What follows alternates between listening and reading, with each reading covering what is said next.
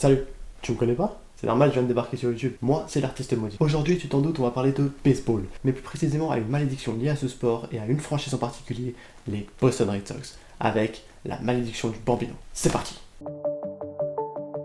Tout d'abord, ce qu'il faut savoir, c'est que les Boston Red Sox sont une franchise américaine de baseball évoluant en MLB, la Ligue majeure de baseball. Elle se situe à Boston, tu suis, c'est bien. Boston dans le Massachusetts. C'est l'une des franchises les plus supportées au monde avec sa Red Sox Nation. C'est en 1901 que la franchise voit le jour, se faisant appeler les Boston Americans jusqu'en 1907.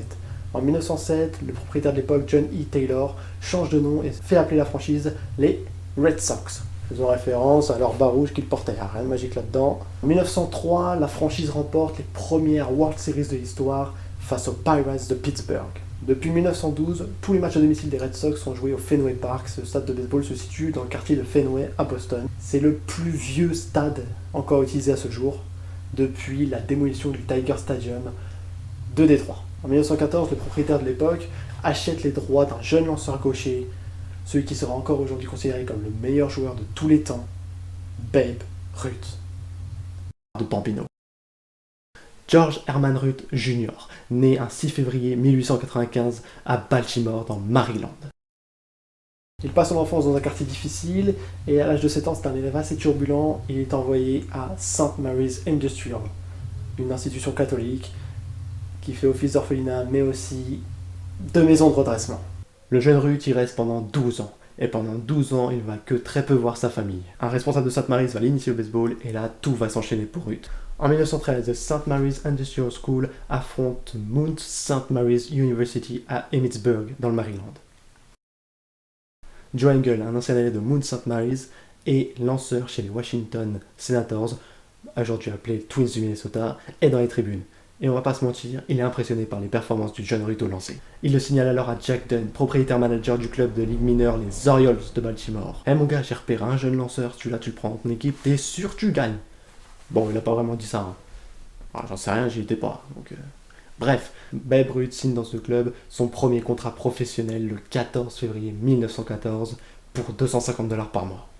Ce qui équivaut aujourd'hui à peu près à $7400, à peu près. Mais le Jack Dunn en question là, lui il se dit tiens, je vais essayer de le refourguer. Il propose d'échanger Ruth aux Athletics de Philadelphie, aujourd'hui basé à Oakland, le 7 juillet 1914. Le gars il aura fait mars, avril, mai, juin, juillet. 5 mois. 5 putains de mois avant de se faire dégager. Il propose alors à Connie Mack, manager des Athletics de Philly de l'époque, le trio Babe Ruth, Ernie Shore et Ben Egan pour $10,000. Mais Connie, il a dit non. Il veut pas, on va pas le forcer. Hein. Il y a également les Reds de Cincinnati à qui on les propose, mais eux ils refusent également et ils préfèrent se concentrer sur George Trimbley et Claude Derrick, deux coéquipiers de Ruth. 2 jours plus tard, donc le 9 juillet 1914, le trio est cédé à Boston pour une somme qui prête encore aujourd'hui à controverse. C'est avec les Red Sox de Boston que la carrière de Ruth décolle. Il commence à établir de nouveaux records en Ligue majeure et gagnera ses 3 premières World Series avec les Red Sox 1915, 1916 et 1918. Ruth s'affirme alors comme un excellent lanceur gaucher et en est à 65 victoires en 3 ans. Boston règne sur l'Amérique et en est à 5 titres de World Series. Une vraie dynastie pour les Bostoniens. Mais voilà, toute bonne chose a une fin. Noël 1919, tout bascule pour les Red Sox. Le 26 décembre 1919, Harry Frazee, propriétaire de l'équipe de l'époque, vend sa star aux Yankees. Ceci est vu comme une trahison par tous les supporters des Red Sox. Harry Frazee était donc propriétaire de l'équipe des Red Sox, mais également producteur de comédie musicale à Broadway. On dit alors qu'il aurait vendu Babe Ruth pour financer son nouveau spectacle new-yorkais, No Nanette. Je l'ai pas vu, me jugez pas, vous l'avez pas vu non plus. Bon, la vérité elle est un peu plus nuancée que ça. En réalité, Frazee est en conflit avec le patron de la ligue, mais également en conflit avec Babe Ruth. Et la star a aussi ses petits caprices. Il sort pas mal la veille de match dans les bars de Boston. Et la dernière année, il exige le doublement de son salaire. Le mec, il fixe un ultimatum. Ça va pas louper, Harry Frazee lui a dit « Ok, c'est comme ça, dégage !» Comme ça, au moins, lui, il peut financer son spectacle de Broadway. C'est tout bénef. Ce transfert changera à jamais la face de la MLB. Boston n'a pas vu venir la révolution que Ruth avant lui. La révolution du home run. Le home run, c'est typiquement le meilleur coup que tu peux faire au baseball. Ça te permet de faire un tour complet et de marquer un point à toi ainsi qu'à tous tes coéquipiers qui sont déjà sur les bases. C'était très rare de voir ça à l'époque. Mais ça va vraiment émerger avec Babe Ruth, qui détiendra même le record avec 714 home runs avant d'être battu en 1974 par Hank Aaron avec 755 home runs, avant d'être battu lui à son tour en 2007 par Barry Bonds avec 762 home runs. Avant l'arrivée de Ruth, les Yankees n'avaient jamais gagné de World Series. Mais grâce à ce dernier, ils en gagneront 4, 1923, 1927, 1928 et 1932. C'est pourquoi d'ailleurs le Yankee Stadium sera surnommé The House That Ruth Built, la maison que Ruth a construite. Bon, il n'y avait pas que lui dans l'équipe, c'était quand même le temps des grandes heures côté Yankees, une incroyable success story déclenchée par le Bambino, et qui s'étalera même au-delà. En effet, même si la Ruth a été prolifique, 1919 à 1935, la franchise new-yorkaise va dominer le baseball, notamment sous Joe DiMaggio et la fabuleuse équipe de Casey Stengel dans les années 1950. Résultat, en 1962, les Yankees sont sacrés pour la 20e fois. C'est énorme. Ils ont alors ramassé 16 des 25 derniers titres. Et pendant ce temps-là, Boston chiale sa mère. La rivalité entre ces deux franchises est énorme. Un peu comme PSG-OM ou Lyon-Saint-Etienne si vous voulez avoir une image. Dans les années 70, Bill Lee, lanceur des Red Sox, avait insulté les Yankees de chemise noire et de nazis. Rien que ça. En 1950, Philly Rizzuto, une star des Yankees de l'époque, avait alors reçu des menaces de mort avant de venir jouer 3 matchs au Fenway Park. Résultat, Casey Stengel, par sécurité, l'a fait jouer avec l'uniforme d'un autre. Ah, il s'est dit, t'inquiète, mets l'uniforme de ton pote, on te reconnaîtra pas. Et je terminerai sur cette rivalité en citant l'un des grands maîtres de l'horreur, Stephen King, grand fan des Red Sox. New York et Boston sont deux visages de l'Amérique. Les Red Sox et les Yankees aussi. Les Américains sont paradoxaux. Ils n'aiment rien tant qu'être associés aux vainqueurs, mais nourrissent une passion pour les outsiders. Ils aiment les premiers mais vont encourager les seconds. Toute la dichotomie des États-Unis est contenue dans la rivalité entre les Yankees et les Red Sox. Ce n'est pas un hasard si ces deux équipes sont celles qui drainent le plus de supporters en déplacement. Chacune a ce que l'autre n'a pas. Mais les Yankees sont d'abord l'équipe de New York et Boston, The Americans Team.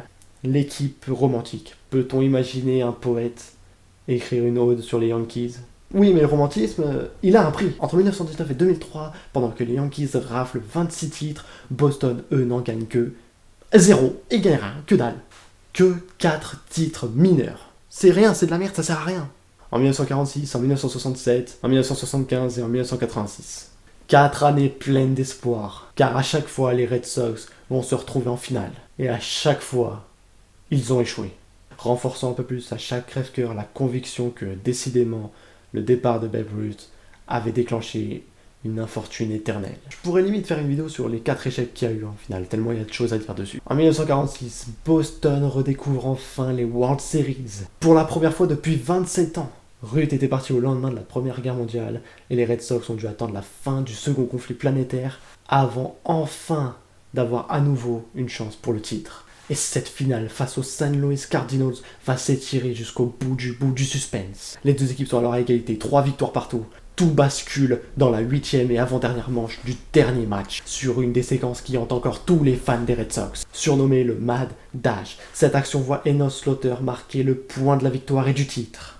Slaughter semble en effet avoir profité d'une microseconde d'hésitation de Johnny Pesky, même si 7 ans après, tout Boston remet en doute sa responsabilité. Bon, ok, à partir de là, on peut considérer encore que c'est de la malchance. Mais en êtes-vous si sûr ? 21 ans plus tard, Boston s'incline à nouveau en finale. À nouveau contre Saint-Louis. À nouveau au 7e match. Mais leurs 2 échecs suivants seront les plus durs à avaler. En 1975 d'abord, face aux Reds de Cincinnati. Là encore, tout va se décider dans le dernier match. Les Bostoniens s'envolent pour mener 3-0. Ils vont finalement perdre 4-3 dans la 9e et dernière manche. Et là, vous vous dites, bon ok, Boston a tout vu en matière de bras d'honneur du destin, mais de là à en faire une malédiction... Attendez une minute. 1986 marque la 4e défaite des Red Sox en World Series depuis le départ de Bambino. Cet échec-là est considéré comme l'exemple le plus probant qu'une malédiction existe bel et bien sur les Red Sox. New York est en face. Pas les Yankees, mais les Mets. Ces derniers ont l'avantage du terrain. Boston s'impose 2 fois au Shea Stadium, avant de retourner dans son antre, le Fenway Park. Cette fois, 68 ans après, toute la Nouvelle-Angleterre pense que le moment est enfin venu. John McNamara, le manager des Red Sox de l'époque, envoie un gros fuck à toutes ces superstitions de bas étage. Il balance à la fin du Game 2. L'histoire, j'en ai rien à foutre. Mais cette phrase va lui revenir en pleine gueule. Les 3 rencontres suivantes donc ont lieu à Boston. Les Red Sox n'en gagnent qu'une, la dernière. Ils mènent alors 3-2 avant de retourner à New York. Lors du match 6, ils vont passer plus près que jamais du bonheur. Dans la 10e manche additionnelle, après un match acharné, 3 partout, Boston prend rapidement l'avantage et mène 5-3. Par 2 fois, les Sox vont alors se retrouver à un lancer, un minuscule tout petit lancer du titre. Sur le second, Bob Stanley commet une bourde gigantesque. Son lancer sur Mookie Wilson, hors cible, permet aux Mets de revenir à 5-5. Puis, quelques instants plus tard, c'est au tour de Bill Buckner de commettre à son tour une bourde, en laissant passer la balle entre ses jambes, autorisant Ray Knight à inscrire le point de la victoire. Après le plus invraisemblable retournement de situation jamais vu, et sans doute une des séquences les plus marquantes dans l'histoire des World Series, Boston s'incline 6-5 et se voit pousser jusqu'au 7e match, comme en 1946, en 1967 et en 1975. Tu vois, John, t'as bien fait d'ouvrir ta gueule. Et là, vous vous dites, bon, maintenant il va peut-être la fermer, le petit John, il va peut-être se calmer. Penses-tu? John McNamara continue de tourner le dos au micro qui lui parle du Bambino. Le lendemain, ces hommes prennent rapidement l'avantage. 3-0 avant de s'écrouler. Ils sont battus 8-5. Le rêve est à nouveau passé. Pour les fans des Red Sox, l'écœurement est total. Le New York Times titre sur 5 colonnes. La malédiction de Babe Ruth frappe encore. Pour la petite histoire, si Boston l'avait emporté, Bruce Hurst aurait alors été élu MVP. Le vote était prêt à être clôturé avant le dénouement fou du match 6. Certains n'ont alors pas manqué de relever que Bruce Hurst était l'anagramme de B. Ruth Curse. La malédiction de B. Ruth. Je dis ça, je dis rien. Les malheurs des Red Sox ne se sont pas limités à leurs rares apparitions en World Series. Lors de la saison 1978, à l'époque, seules 2 équipes se qualifient pour les playoffs dans chaque conférence. Les vainqueurs de chaque division. Dans l'American League Est, Boston survole les débats, avant de s'effondrer brutalement à la fin de l'été. Les Yankees, un temps relégués 14 victoires derrière les Red Sox, les rejoignent le 10 septembre. S'imposant notamment 4 fois de suite au Fenway Park, un enchaînement connu sous le nom de Massacre de Boston. À égalité parfaite en fin de saison, les 2 équipes doivent disputer un match de barrage pour savoir qui ira en finale de conférence. Au Fenway Park, New York s'impose par un home run de Bucky Dent. Improbable car Dent n'était pas réputé pour être un gros frappeur. Ça ne pouvait arriver qu'aux Red Sox. Le fameux Bill Lee dira alors « Il y avait plus de chances de voir tomber de la merde des nuages que de voir Bucky Dent réussir un home run. » Don Zimmer, le capitaine des Sox de l'époque, lâchera en pleine télévision un gros Bucky fucking Dent. Ce surnom va coller à la peau du New-Yorkais jusqu'à la fin de sa carrière. Alors mythe ou réalité, à chacun de se faire son opinion. Mais mieux vaut en tout cas ne pas plaisanter avec la malédiction du Bambino. En 2001, Pedro Martinez, star des Red Sox de l'époque, a blasphémé après une victoire contre les Yankees en saison régulière. J'en ai marre de toutes ces questions stupides à propos des Yankees, et je ne crois pas aux malédictions. Sortez Babe Ruth de sa tombe et je vais lui botter le cul. Alors oui, j'en ai pas encore parlé, mais Babe Ruth est mort en août 1948 à l'âge de 53 ans, d'une pneumonie et d'un cancer métastatique, probablement lié à ses vices perpétuels. Bref, le Pedro en question là, on sent qu'il a des couilles quand même. Mais bon, ça a pas loupé, quelques jours plus tard, Martinez se blesse, sa saison sera finie et celle de Boston avec. Devant un tel acharnement, tous les fans des Red Sox ont tout tenté pour contrecarrer la malédiction du Bambino. En 1990, un exorciste a même été engagé pour purifier le Fenway Park. Bon, c'était un faux, c'est peut-être pour ça que ça a pas marché. En 2001, Paul Giorgio, un fan des Red Sox, est même allé jusqu'au sommet de l'Everest pour y déposer une casquette des Red Sox. Et il a brûlé celle des Yankees au camp de base, on sait jamais. Plus hallucinant encore, 1 an plus tard, un certain Kevin Kennedy s'est mis en tête de retrouver le piano de Babe Ruth. Selon la légende, le dit piano aurait été jadis jeté dans un lac. Kennedy et ses compères ont donc décidé de partir à sa recherche. Kennedy déclara « Si nous retrouvons le piano et le remettons en état, alors peut-être la malédiction s'arrêtera. » Le gars il est pas sûr, mais il y va quand même, un vrai fan des Red Sox. Bravo Kennedy. Pour sonder le lac et mener ses recherches, il va faire appel à John Fish, un expert qui avait contribué à retrouver les débris de l'avion 800 de la TWA. En 2004, retenez bien cette année, sur Storrow Drive, le grand axe sur les quais de Boston, un panneau indiquant Reverse Curve, littéralement virage inversé, a été vandalisé. Un graffiti l'a transformé en Reverse the Curse, renverser la malédiction. Nettoyé à plusieurs reprises, le panneau a vu réapparaître le message à chaque fois. La municipalité a alors décidé de le laisser, peut-être qu'elle a bien fait. Cette année 2004 va tout changer. Au mois de juillet, lors d'un match à domicile, un adolescent est blessé suite à une frappe de Manny Ramirez. L'adolescent perd 2 dents. Il racontera après la rencontre vivre dans une ferme qui avait jadis appartenu à Babe Ruth. Les fans, prêts à se raccrocher à tout, ont voulu y voir un signe. Cette saison-là, Boston se hisse en play-off. En finale de la Ligue américaine, Boston retrouve son ennemi juré. La série tourne au cauchemar. Les Yankees mènent 3-0. Mais les Red Sox vont alors accomplir un miracle. En 4 jours et 4 matchs, du 17 au 20 octobre, ils vont alors remporter 4 rencontres, dont les 2 dernières au Yankee Stadium. Yes! Le match 6 est encore aujourd'hui considéré comme le meilleur match de la série, surnommé The Bloody Sock Game, en référence à la blessure du lanceur des Red Sox, Curt Schilling. Jamais dans l'histoire du baseball, une équipe avait remporté une série après avoir été menée 3-0.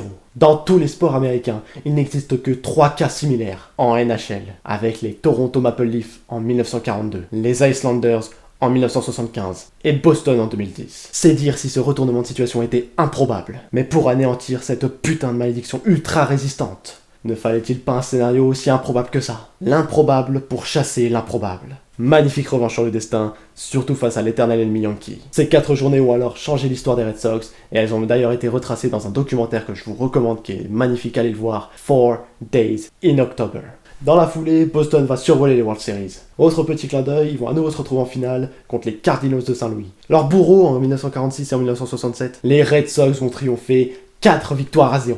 Là encore une page d'histoire, car pour la première fois dans ce sport, une équipe va aligner 8 victoires de suite en play-off. 86 années d'attente balayées avec la manière. Ce 28 octobre 2004, le Boston Globe barre sa une d'un gigantesque yes, et on les comprend.